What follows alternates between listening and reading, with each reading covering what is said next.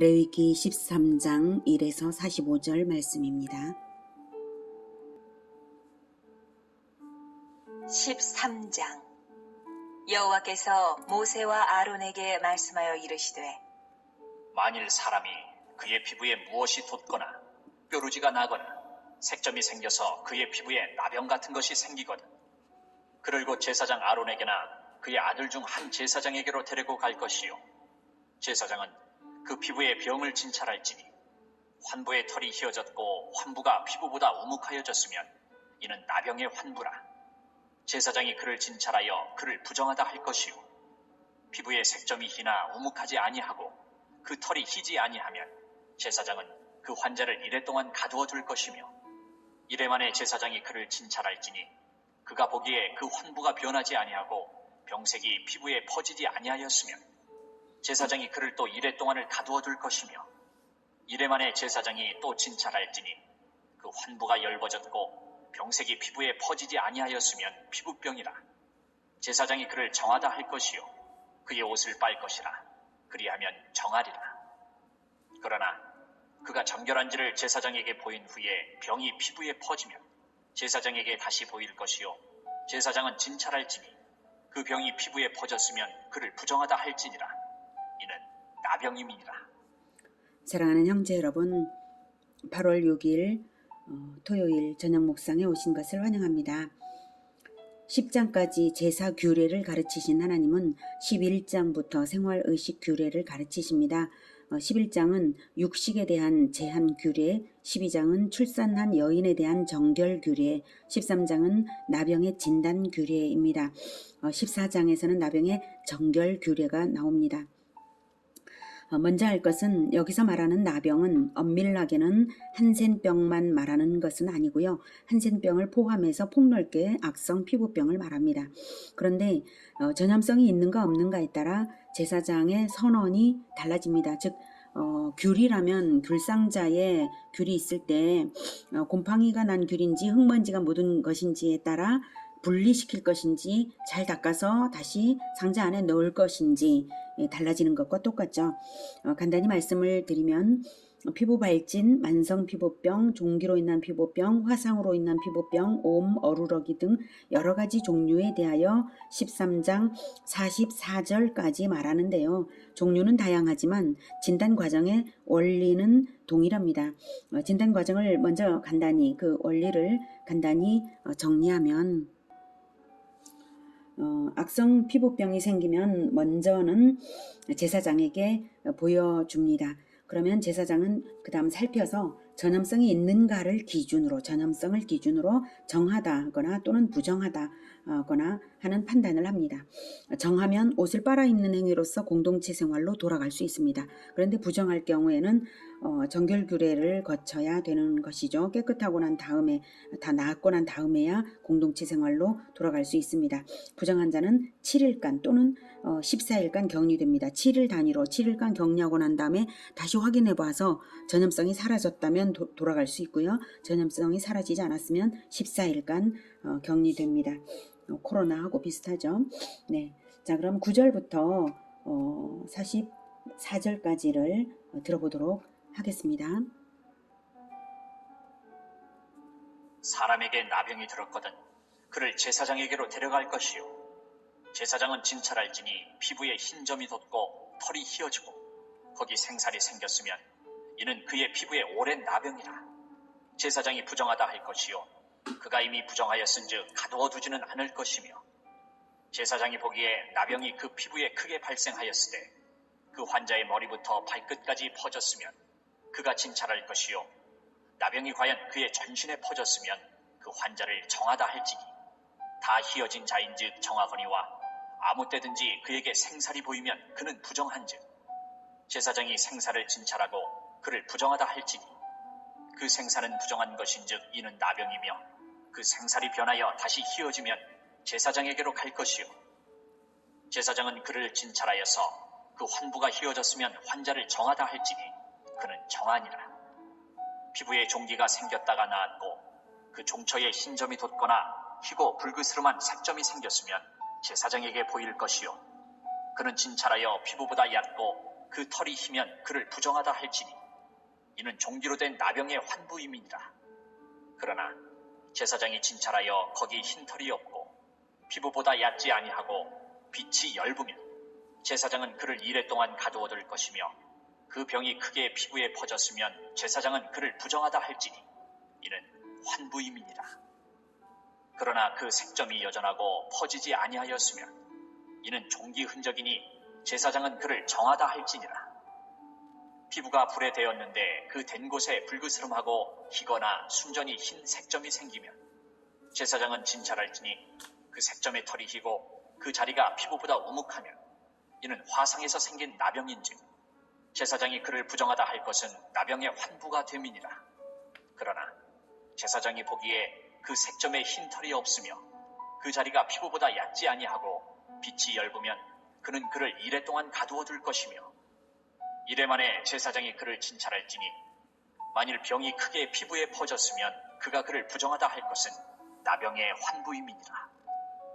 만일 색점이 여전하여 피부에 퍼지지 아니하고 빛이 엷으면 화상으로 부은 것이니 제사장이 그를 정하다 할 것은 이는 화상의 흔적임이니라. 남자나 여자의 머리에나 수염에 환부가 있으면 제사장은 진찰할지니 환부가 피부보다 우묵하고 그 자리에 누르스름하고 가는 털이 있으면 그가 그를 부정하다 할 것은 이는 오민이라. 머리에나 수염에 발생한 나병임이니라.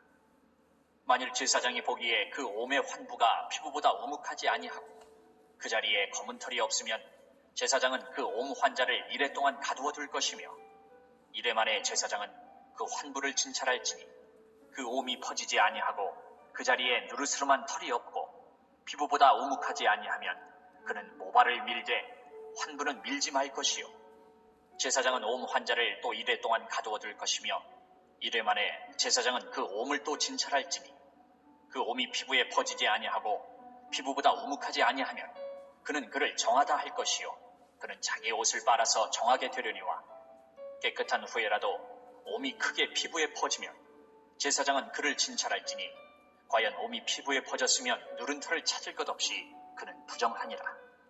그러나 제사장이 보기에 옴이 여전하고 그 자리에 검은 털이 났으면 그 옴은 나았고 그 사람은 정하니 제사장은 그를 정하다 할지니라. 남자나 여자의 피부에 색점, 곧 흰 색점이 있으면 제사장은 진찰할지니 그 피부의 색점이 부유스름하면 이는 피부에 발생한 어루럭이라.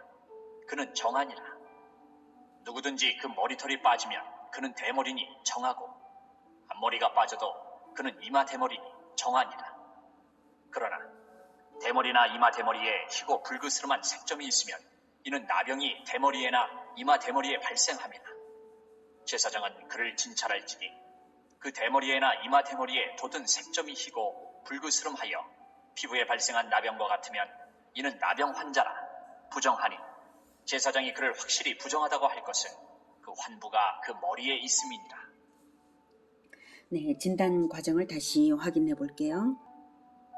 네, 이렇게 악성 피부병은 먼저 제사장에게 보이고 제사장은 살펴서 전염성이 있는가를 기준으로 정하다거나 부정하다 판단하고요. 정하면 옷을 빨아 입는 행위로서 공동체 생활로 돌아갈 수 있는데 부정한 자는 7일간 또는 14일간 격리가 된다는 것입니다. 이렇게 진단 과정을 거쳤는데요. 47절부터는 의복이나 가죽에 생기는 곰팡이에 대해서도 규례를 주셨습니다. 그 부분은 각자가 읽어보시기 바라고요. 저는 46절까지로 하겠습니다. 이런 과정을 거쳐서 최종 진단이 되면 이렇게 하라고 45, 46절에 말씀하십니다. 나병 환자는 옷을 찢고 머리를 풀며 윗입술을 가리고 외치기를 부정하다 할 것이요 병 있는 날 동안은 늘 부정할 것이라. 그가 부정한즉 혼자 살되 진영 밖에서 살지니라. 네, 이렇게 공동체의 진영 밖에서 격리되는 것이 나병 환자의 운명이었습니다. 왜냐하면 공동체를 전염성 있는 나병으로부터 보호해야 하기 때문입니다. 물론 나병 자체가 죄는 아닙니다. 성경에서도 나병을 죄라고 정죄하지는 않았고요. 다만 격리시켰을 따름입니다. 그것도 전염성이 없어지면 격리시키지 않습니다. 성경은 나병의 원인을 말하고 있지 않지만 이스라엘 사람들은 미리암의 사례를 알고 있기 때문에 나병에 걸리지 않기 위해서 먼저는 마음에서부터 교만을 버리고 생활 환경에서 곰팡이를 청소하는 청결한 생활을 했습니다. 나병 환자에게 옷을 찢고 머리를 풀며 윗입술을 가리고 외치기를 부정하다 부정하다라고 명하신 것을 가만히 생각해 보십시오. 얼마나 그 마음을 낮추고 계신지요. 마음에서 버려야 할 교만이 나병을 통해서 버려지도록 완전히 버려지도록 하나님이 명하신 것이라고 생각이 됩니다. 교만에 대한 징계로 미리암이 나병에 걸린 일을 신명기 24장에서 확인해 신명기 24장과 그리고 민수기를 통해서 민수기 12장을 통해서 확인해 보도록 하겠습니다. 먼저 신명기 24장. 너는 나병에 대하여 삼가서 레위 사람 제사장들이 너희에게 가르치는 대로 내가 힘써 다 지켜 행하되 너희는 내가 그들에게 명령한 대로 지켜 행하라. 너희는 애굽에서 나오는 길에서 내 하나님 여호와께서 미리암에게 행하신 일을 기억할지니라. 네, 이렇게 미리암이 당한 일을 하나님께서 미리암에게 행하신 일을 기억하라고 하면서 나병을 조심하기 위해 제사장들의 가르침을 잘 지키라고 하십니다. 미리암이 어떤 교만을 저질러서 나병에 걸리게 되었는지 민수기 12장에 보겠습니다. 12장. 모세가 구스 여자를 취하였더니 그 구스 여자를 취하였으므로 미리암과 아론이 모세를 비방하니라. 네, 구스는 가나안 족속은 아니고 아프리카 족속인데요. 아프리카 쪽인데 모세가 구스 여자를 얻은 것은 모범적인 일은 아닙니다만 문제 삼지 않아도 되는 일이었습니다. 왜냐하면 하나님께서 금지하신 것은 혼인 금지하신 대상은 가나안 족속과만 결혼을 금지하신 것일 뿐이어서 결혼 금지 대상 족속이 아닙니다. 구스는. 그런데 중요 지도자 중에 모세의 누이인 미리암과 형 아론이 모세를 비방한 것은 심각한 일이 됩니다. 그 당시는 신의 산을 떠나서 가나안을 향하여서 본격적으로 행군을 하는 시점인데요.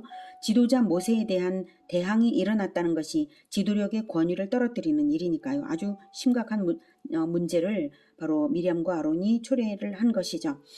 그런데 미리암과 아론이 모세를 비방한 목적은 사실은 다른 데 있었습니다. 2절.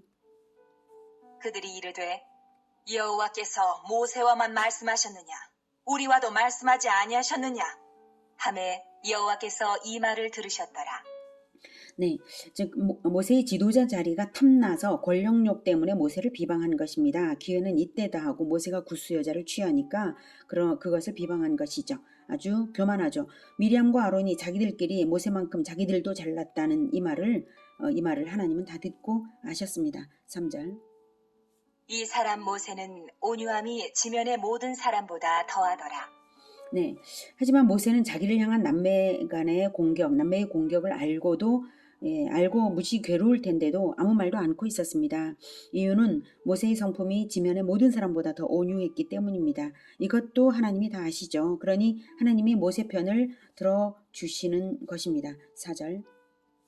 여호와께서 갑자기 모세와 아론과 미리암에게 이르시되 너희 세 사람은 회막으로 나아오라. 하시니 그 세 사람이 나아가매 여호와께서 구름 기둥 가운데로부터 강림하사 장막문에 서시고 아론과 미리암을 부르시는지라. 그 두 사람이 나아가매 이르시되 내 말을 들으라. 너희 중에 선지자가 있으면 나 여호와가 환상으로 나를 그에게 알리기도 하고 꿈으로 그와 말하기도 하거니와 내 종 모세와는 그렇지 아니하니 그는 내 온 집에 충성함이라. 그와는 내가 대면하여 명백히 말하고 은밀한 말로 하지 아니하며 그는 또 여호와의 형상을 보거늘 너희가 어찌하여 내 종 모세 비방하기를 두려워하지 아니하느냐. 여호와께서 그들을 향하여 진노하시고 떠나심에 구름이 장막 위에서 떠나갔고 미리암은 나병에 걸려 눈과 같더라. 아론이 미리암을 본즉 나병에 걸렸는지라. 네, 구름이 장막 위에서 떠나갔다는 것은 이스라엘 전체에게 아주 심각한 충격을 주는 일입니다. 왜냐하면 구름이 그 성막 위에서 떠나본 적이 없거든요. 그런데 성막을 떠나갔다, 구름이 떠나갔다라는 것은 여호와께서 이스라엘을 버리셨다 이런 의미가 되는 것이죠. 바로 지도자들의 교만 때문에 하나님께서 지금 징벌을 내리고 계시다라고 하는 것을 이스라엘이 다 알게 되는 거죠. 자, 여호와께서 그들을 향하여 진노하시고 떠나셨기 때문에 미리암은 곧바로 나병에 걸려 눈과 같았습니다. 그러니까 미리암 때문에, 미리암의 교만 때문에, 그리고 미리암의 불순종, 이것 때문에 바로 구름이 장막 위에서 떠나갔다라고 하는 것입니다. 자, 11절. 아론이 이에 모세에게 이르되 슬프도다 내 주여, 우리가 어리석은 일을 하여 죄를 지었으나 청하건대 그 벌을 우리에게 돌리지 마소서. 그가 살이 반이나 썩어 모태로부터 죽어서 나온 자같이 되지 않게 하소서. 모세가 여호와께 부르짖어 이르되 하나님이여, 원하건대 그를 고쳐주옵소서. 네, 이렇게 아론이 간청을 하고 모세가 중보를 해서 하나님께서 받으셨습니다. 14절. 여호와께서 모세에게 이르시되 그의 아버지가 그의 얼굴에 침을 뱉었을지라도 그가 이래 동안 부끄러워하지 않겠느냐. 그런즉 그를 진영 밖에 이래 동안 가두고 그 후에 들어오게 할지니라 하시니 네, 미리암의 교만을 하나님이 침뱉어서 부끄럽게 한 것이 곧 나병이다 이 뜻이죠. 그래서 하나님께서 미리암에게 침을 뱉었다라는 뜻으로 그만큼 그 교만에 대하여서 하나님께서 가증하게 여기신다라고 하는 것을 분명하게 말씀하셨습니다. 나병은 교만으로 인한 병이다. 이것을 눈치채게 하시는 말씀입니다. 15절. 이에 미리암이 진영 밖에 이래 동안 갇혀 있었고 백성은 그를 다시 들어오게 하기까지 행진하지 아니하다가 네, 은혜로운 것은 모세가 미리암을 위해 고쳐달라고 기도하여 응답받았다는 그 사실이고 또한 나병에서 그래서 고침을 받았다는 것이고요. 그래서 이스라엘 중 또한 그 누구도 미리암을 정죄하지 않고 오히려 미리암 때문에 일주일을 기다려 주었다는 것이죠. 물론 구름이 떠나버렸기 때문에 움직일 수도 없었어요. 늘 구름을 따라다니니까요. 하나님의 임재가 구름을 통해서 가시화되고 있었고 그 구름을 따라가니까. 자, 아무튼 그래서 일주일을 기다렸다는 것이죠. 성숙한 사회는 이런 것입니다. 누구를 비난하는 것이 아니라 잘못이 있으면 고쳐야 하고 잘못을 교정하면 포용하는 그런 사회가 되어야 합니다. 미리암이 교만 때문에 나병이 걸렸었다. 이것만큼은 이스라엘 백성들에게 확실한 가르침으로 남았을 것입니다. 아무도 말로 그것을 가르치지는 않았어요. 모세도 아론도 그것을 말할 수가 없잖아요. 그렇지만 이스라엘 백성은 알아들었고요. 교만을 버리며 나병을 경계한 것입니다.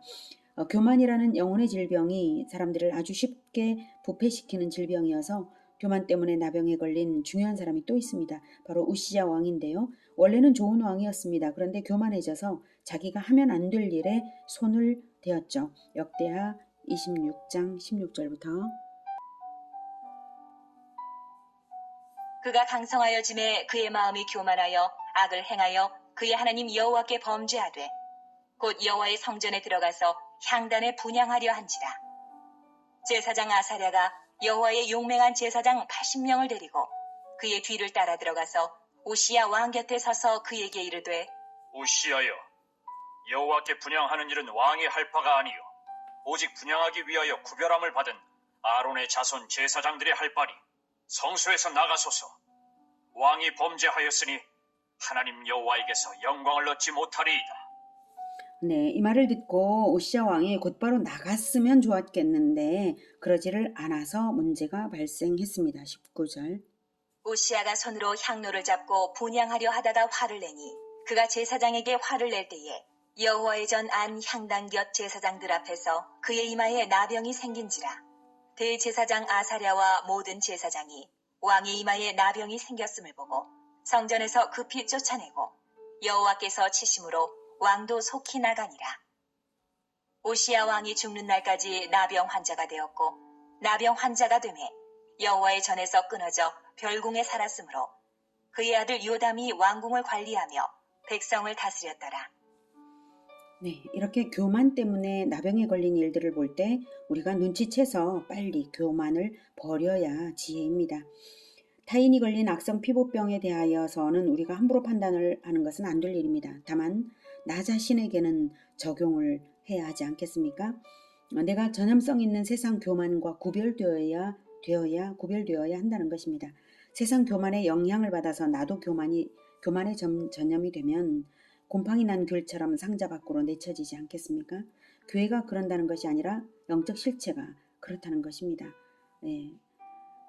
우리는 귤이 아니라 인간이므로 잘못을 버리고 고치면 다시 공동체 안으로 들어옵니다.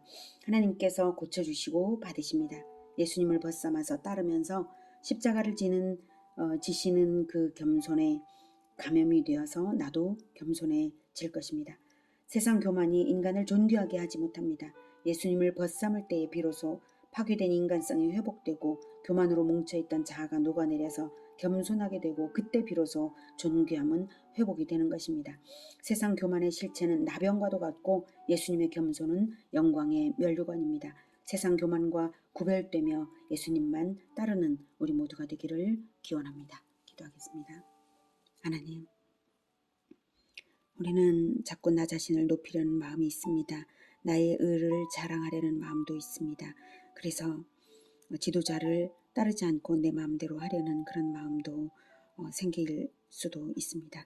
주님, 그러나 이제 교만이 얼마나 하나님께서 싫어하시는 것인지, 교만은 하나님께서 가장 침을 뱉을 만큼 싫어하시고 더러워하시는 것인 줄을 오늘 배웠사오니 결코 우리 마음에 교만이 생겨나지 않도록 주님 도와주시옵소서. 우리가 교만을 버리겠습니다. 그리고 오직 하나님을 겸손하게 따르는 그러한 삶을 살아가겠습니다. 주님 도와주시옵소서.